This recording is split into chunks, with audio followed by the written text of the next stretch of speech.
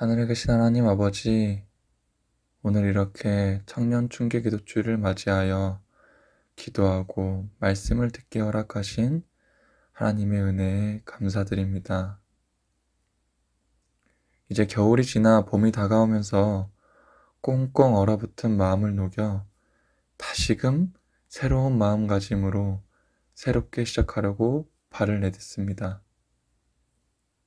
주님, 저희가 새로운 출발을 할 때에 많은 걱정과 두려움이 있을 수 있겠지만 항상 주님과 함께 동행하며 나아갈 수 있도록 도와주시옵소서.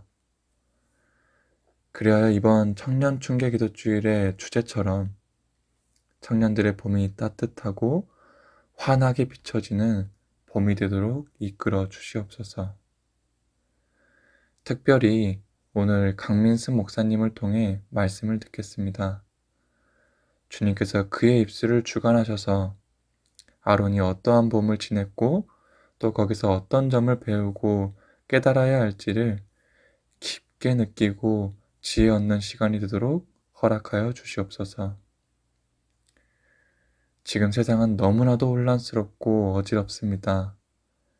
부디 이런 마지막 시대에서 살아남기 위해 청년들의 믿음이 올바르게 서도록 주관하여 주시고 그들의 앞길을 항상 밝게 비춰주어 큰 시험과 어려움 당치 않으며 하나님 앞에 굳건히 서 있도록 도와주시옵소서. 오늘도 우리를 지극히 사랑하시는 우리 구주 예수의 이름으로 간절히 기도드렸사옵나이다. 아멘.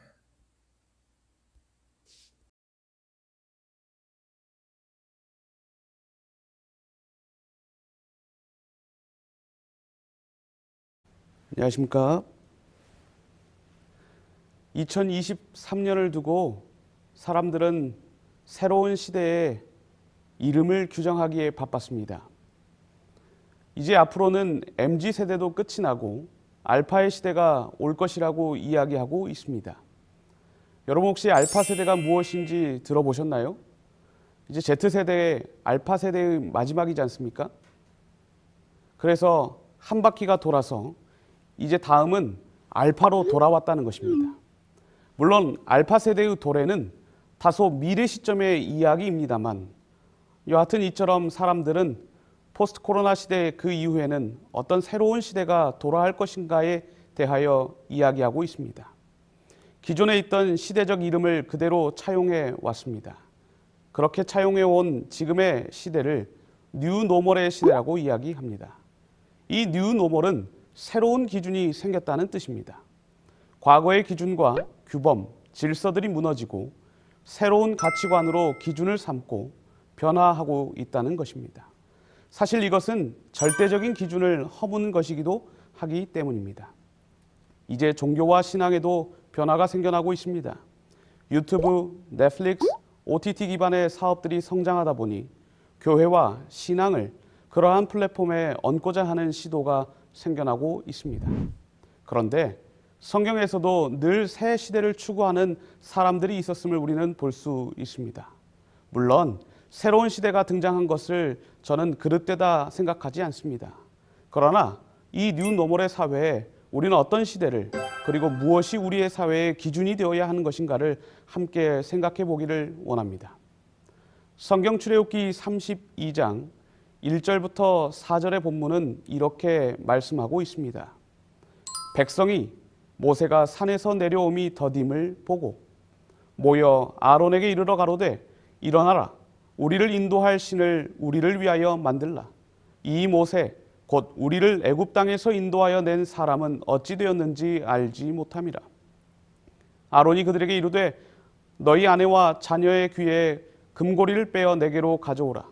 모든 백성이 그 귀에서 금고리를 빼어 아론에게로 가져오매 아론이 그들의 손에서 그 고리를 받아 부어서 각도로 새겨 송아지 형상을 만드니 그들이 말하되 이스라엘아 이는 너희를 애굽 땅에서 인도하여 낸 너희 신이로다 하는지라.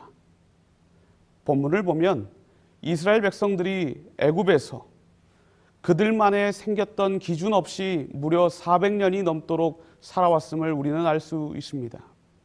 이제 그들은 그들이 애굽에서 살던 그토록 오랜 기간만큼이나 그들 앞에 놓여진 기준과 생활의 법도는 본래 이스라엘에게 주어졌던 기준과 법도와 같지 않았습니다. 그런 그들에게 하나님께서는 새로운 계명을 주십니다. 마치 애굽의 법도와 애굽의 생활 양식을 벗으라고 말씀하시는 것처럼 보여집니다. 출애굽기 24장 12절에 이스라엘 백성들이 이집트에서 오래도록 종살이하다가 드디어 하나님의 영광이 보이는 여호와의 산이 보이고 그곳에서 십계명을 주셨습니다. 그리고 하나님의 백성의 삶이 이제는 보다 더 명확한 기준을 생겼음을 보여주고 있습니다. 마치 이것은 그들에게 있어서 새로운 지표요, 새로운 표준이었던 것입니다. 여러분, 올해 1사분기가 지나가고 있습니다. 이제 곧 4월이 시작될 것입니다. 우리의 신앙적, 영적 목표들은 어떻게 되어가고 있습니까? 그토록 유익한 목표는 사실 세우려고 해도 잘 세워지지 않지만 무익한 계획들은 굳이 세우려고 노력하지 않아도 잘 유지되는 이유는 무엇일까요? 먼저 시내산에서 하나님의 신이 임재하십니다. 하나님의 영광 중에 보여주신 것이지요. 직접적인 음성이 들리게 될 때 그때 백성들이 보여준 반응이 있었습니다. 그것은 그들이 이렇게 하늘의 음성을 받다가는 죽을 것 같다라고 하는 생각을 가집니다. 백성들이 모세에게 어떻게 무엇라고 이야기하냐면 이제 말씀하게 하시지 말고 당신 모세가 듣고 우리에게 전달해 달라고 요청합니다. 그 간청에 따라서 하나님이 임재하고 계시는 시내산에 모세는 등산과 하산을 반복합니다. 이렇게 하나님의 말씀을 듣고 전하고 몇 번이나 반복하게 될까요? 출애굽기는 총 8번 모세가 오르고 내립니다. 굉장히 많은 숫자입니다. 그런데 이 과정에서 문제가 생깁니다. 시내산에 올랐던 모세가 하루, 이틀, 3일, 나흘 동안 하산하지 않자 문제가 생깁니다. 분명히 하나님을 만나는 과정에 들어간 것을 백성들은 의심하지 않았습니다. 그런데 백성들이 생각하기를 필시 모세가 죽었을 거라고 생각했던 것처럼 보여집니다. 그래서 백성들은 그들의 모세, 다음에 보이는 그들의 영적 지도자였던 아론을 찾아가서 우리를 인도할 신을 우리에게 보여달라고 요구합니다. 그래서 그들 앞에 금송아지가 등장합니다. 여기서 질문이 생깁니다. 왜 백성들은 모세가 보이지 않았던 것을 생각하고 염려하고 불안하고 의심했던 것일까요? 사실 아직 여전히 그들의 눈에 시내산에서 하나님의 임재를 상징하는 초자연적인 구름과 빛이 머무르고 있었고 분명히 모세는 그곳에 있었음이 증명되고 있었음에도 불구하고 왜 그들은 모세가 없는 것을 힘들어했을까요? 그 불안함과 두려움을 이제는 눈에 보이는 우상으로 대체하려고 하고 있습니다. 여러분, 우리의 경험에 비추어 보면 우리에게 닥치는 문제들을 우리는 어떻게 해결하려고 노력할까요? 우리도 마찬가지입니다. 과거에 가지고 있던 경험들이 이 문제들을 해결하는 방법이 됩니다. 이스라엘이 지금 엄청난 문제에 봉착했습니다. 왜 그렇습니까? 그들이 누구를 믿고 애굽에서 나왔습니까? 홍해를 가르신 하나님을 믿고 나왔나요? 만약 그렇게 답변하셨다면 이스라엘이 염려하거나 두려워하지 않았어야만 했습니다. 그러나 그들을 애굽에서 이끌어낼 신을 보여달라고 한 것을 보면 그들은 그들의 눈에 보였던 위대한 지도자 모세를 따라 나왔던 것처럼 보여집니다. 그런데 그랬던 그 신뢰의 사람 모세가 이제 그들의 눈에서 사라져 버렸습니다. 그러니까 어떻게 될까요? 이집트에서 오랫도록 살다가 그들의 문화와 그들의 환경에 젖어 있었습니다. 그들은 눈에 보이는 다신교에서 살았습니다. 신은 눈앞에 보여야 하는 환경에 오래 노출되어 있다는 경험을 가졌던 탓이지요. 여러분, 금송아지는 멤피스라는 이집트의 신의 모형입니다. 그러면 이제 이 상황이 조금 더 이해가 되시나요? 이스라엘 사람들의 의식 속에서 신이라고 하는 것은 그들이 살던 과거의 경험에 비추어 보면 눈에 보여야만 하는 것입니다. 분명 하늘의 목소리는 들었지만 사람들의 눈으로는 볼 수 없는 존재였던 탓이죠. 그러니까 신을 의존하지 않고 누구를 의존했어요? 눈에 보이는 누구요? 모세를 의존한 것입니다. 그런데 그 모세가 이제 바로 눈앞에서 사라진 것입니다. 그러니까 어떻게 됐을까요? 불안합니다. 두려워졌습니다. 우리를 인도할 신은 어디 있느냐고 묻는 것이죠. 그 불안함을 해결하기 위하여 새로 주어진 말씀과 표준, 그리고 기준, 그리고 그 어떤 신뢰에 비추어 본 것이 아니라 과거에 해왔던 그들의 어떤 것 때문일까요? 경험에 의하여 그들의 목표가 재설정되어 버린 것입니다. 그러니까 무엇을 만들어 달라고 요청합니까? 우리의 눈에 보이는 신을 만들어 달라고 요청합니다. 여러분, 왜 그들이 그럴 수밖에 없었는지 영감의 글은 이렇게 이야기합니다. 모세가 없는 동안 이스라엘 백성들은 초조하게 기다리면서 보냈다. 백성들은 그가 여호수아와 함께 산으로 올라가 아래 평야에서 볼 수 있는 빽빽한 구름 속으로 들어갔다는 것을 알았다. 그 구름은 산 꼭대기에 걸쳐 있었으며 때때로 하나님의 임재의 빛으로 환하게 밝아지곤 했다. 그들은 그가 돌아오기를 애타게 기다리고 있었다. 그들이 애굽에 있을 때 물질로 표현되었던 신들에 익숙해 있었으므로 눈으로 볼 수 없는 존재를 신뢰하는 것은 어려운 것이었다. 그래서 그들은 신앙을 유지하기 위하여 모세를 의지하여 왔다. 그러나 이제 그는 저들과 떨어져 있었다. 여러 날이 지나고 여러 주가 지나도 그는 여전히 돌아오지 않았다. 그들의 지도자의 부재로 인하여 그들의 상태가 속절없다고 느낀 그들은 옛날의 미신으로 되돌아갔다. 영감의 글에 의하면 과거에 그들이 보고 살았던 그 습관 그대로 현재로 다시 가져간 것으로 보여집니다. 현재에 분명 새로운 기준과 새로운 표준이 주어졌음에도 불구하고 그들은 여전히 과거의 습관과 과거의 모습에 머물러 있는 것처럼 말입니다. 여러분, 누가 재림 청년입니까? 누가 재림 성도입니까? 토요일마다 잊지 않고 교회에 가면 재림 청년, 재림 성도입니까? 토요일 오후 시간에 영화 보러 가지 않고 공연장에 가지 않고 말씀 묵상하는 이들이 재림 청년입니까? 그것은 굉장히 표면적인 것입니다. 하나님께서 저와 여러분들의 삶을 완전히 새롭게 살 기준으로 바꾸어 주셨습니다. 그런데 과거에 우리가 해왔던 먹고 보는 방식과 생각대로 오늘 재림 청년이 되었음에도 불구하고 여전히 과거의 해결 방식으로 이 문제들을 해결하려 한다고 하는 것입니다. 그러니까 어떻습니까? 신앙은 하는 것 같은데 별반 다르지 않습니다. 제7일 안식일 예수 재림교회를 다니나 다른 교회를 가나 똑같은 것입니다. 무엇이 다른지 혼란스럽습니다. 그러니까 현대의 청년들이 교회를 떠나는 문제는 바로 여기서 시작되는 것입니다. 왜요? 별로 특별한 것이 없습니다. 유익이 없는 것입니다. 쉽게 말해 얻을 것이 없다는 것입니다. 동일한 시간에 더 나은 것을 선택할 수 있다는 것입니다. 그것이 우리가 보는 새로운 기준인 것입니다. 사실 이스라엘 백성들도 모세도 사라진 마당에 수백 년도 전에 눈에 보이지 않던 신을, 그것도 자신들의 조상의 신을 따른다는 것은 매우 비상식적인 일이었습니다. 이제 그들은 더 나은 것을 선택하고 싶었을 것입니다.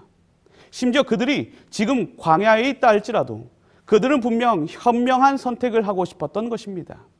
그런데 그와 같은 시간에 그 백성들이 혼란스럽게 모세를 기다리는 기간 동안 하나님께서는 그들에게 기대하시는 것이 있었습니다.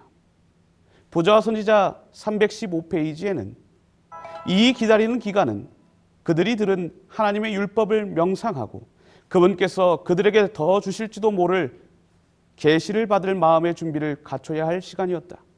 이 일을 위하여 그 시간은 너무 긴 시간이 아니었다. 그러나 그들은 그렇게 하지 않았으며 곧 부주의하고 게으르고 무법하게 되었다.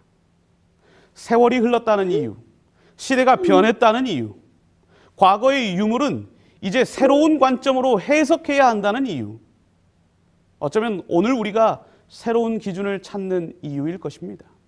그리고 그것들이 분명 더 나은 기준을 줄 것이라고 생각하고 있을런지 모릅니다. 그러나 사실 이미 우리는 과거로부터 얻은 매우 중요한 교훈이 있습니다. 시대가 지나도 변하지 않는 절대적인 기준이 저와 여러분 우리 모두에겐 이미 있다라고 하는 것입니다. 영감의 글을 자세히 보면 우리가 어디에서 무너지는 것인지 보여주는 대목이 있습니다. 바로 방금 전 제가 읽어드렸던 마지막 부분입니다. 우리가 오늘도 놓칠 수 있는 부분이죠. 315페이지 마지막 부분을 다시 읽어드립니다. 곧 부주의하고 게으르고 무법하게 되었다. 그러니까 의도적으로 주의 깊게 봐야 할 대목이 있습니다. 무엇일까요? 부주의하고 게으르다는 것입니다. 여러분, 자꾸 과거의 행동과 습관에 눈을 돌리지 않게 되길 간절히 바랍니다. 하나님이 주신 기준, 그분이 하라고 하신 행동과 습관을 만드는 일에 우리는 주의를 기울여야 합니다. 집중해야 합니다. 그렇지 않으면 이스라엘이 범했던 역사를 우리는 알면서도, 들었음에도 불구하고 반복하게 될 것입니다. 부조와 선지자 인용했던 글을 좀 계속 읽어드리면, 소요는 점점 확대되었다. 맹목적으로 이론에 닿지 않는 광란이 군중을 지배하는 것 같았다. 이게 무슨 말입니까? 말이 통하지 않는다는 것입니다. 정상적인 이성적인 사고가 없어진 것입니다. 이게 얼마나 무서운 일입니까? 감정과 흥분이 그 사람을 지배하고 있다라고 하는 것입니다. 이태원의 현장에서 우리가 참으로 안타까운 것은 무엇 때문이었습니까? 한쪽은 죽어가고 있는데 다른 한쪽은 그들을 돕고 구조하고 길을 열어주려고 하지 않고 그들의 하던 바, 춤추고 노래하고 즐기던 장면이 우리의 마음을 너무나 안타깝게 하지 않았습니까? 비이성적, 비상식적 행동은 그냥 생기는 것이 아닙니다. 한 사람 한 사람 개인이 올바른 기준대로 생각하는 것을 게을리하게 되었을 때 군중 전체가 지배당하는 것입니다. 사랑하는 여러분들이시오, 제7일 안식일 예수 재림교회는 그저 예배일이 다른 교회가 아닙니다. 편견과 편협, 보수와 전통으로 싸우는 단체가 아닙니다. 하나님께서 허락하신 공동체를 이루고 있는 특별한 교회입니다. 이 사회에서 모두가 아니라고 말하며 이젠 변했다고, 과거의 기준이 이제는 필요가 없어졌다고, 무너졌다라고 이야기한다고 해도 재림 청년, 재림 성도는 신앙적 기준이 언제나 확고부동하게 하나님께서 주신 기준으로 분명하게 서 있어야 한다는 것입니다. 그런데요, 역설적이게도 우리의 주변의 환경들이 계속해서 무너지는 것은 무엇 때문일까요? 때로는 교회가, 때로는 교회 안에 공동체를 형성하는 성도들의 삶이 어떻습니까? 그 기준에 부합하고 있을까요? 왜 그렇지 못할까요? 생활에서도 성공하고 싶은 사람이 적당히 노력하면 성공할 수 있을까요? 신앙도 마찬가지입니다. 부분적인 순종은 부분적인 불순종을 의미하는 것이 아닙니다. 부분적인 순종은 불순종 전체를 의미합니다. 사랑하는 재림 청년, 재림 성도들이시오, 우리가 신앙적인 생각을 게을리한 것은 아닐까요? 주께서 주시는 말씀을 주의 깊이 묵상하고 또 묵상하며 계속해서 우리의 마음 가운데 되뇌어야 하는 이유가 있습니다. 왜냐하면 쉽게 우리는 과거의 습관으로 돌아갈 수 있기 때문이죠. 마치 시내산에 올라간 모세를 기다리다가 금송아지로 눈을 돌리던 이스라엘 백성들처럼 우리는 언제나 더 쉽게 더 나은 기준을 찾기 위해 과거의 행동과 과거의 습관으로부터 돌아갈 수 있다라고 하는 것입니다. 하나님이 세우신 절대적인 기준을 허물지 않게 되길 간절히 바랍니다. 그래서 저는 오늘 이 시간에 함께 우리 모두가 다시 결심하기를 원합니다. 우리의 주님이 원하시는 것이 있습니다. 주님께서는 눈에 보이는 허상에서 벗어나 현혹할 수 없는, 흔들리지 않는 기준을 우리에게 주셨다는 사실을 계속해서 상기시켜 주고자 하십니다.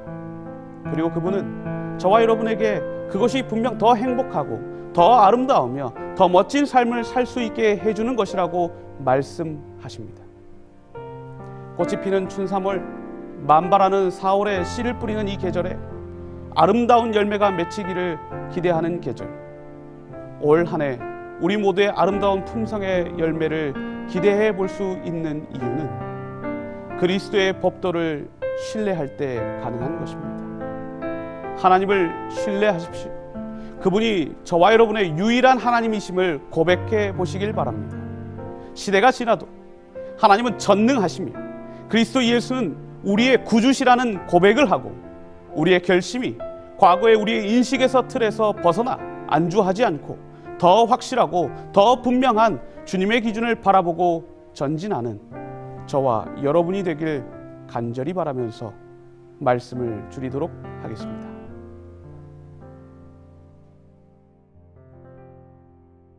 은혜롭고 자비로우신 아버지 하나님, 오늘 우리 모두는 주의 법도와 명령대로 살기를 원합니다.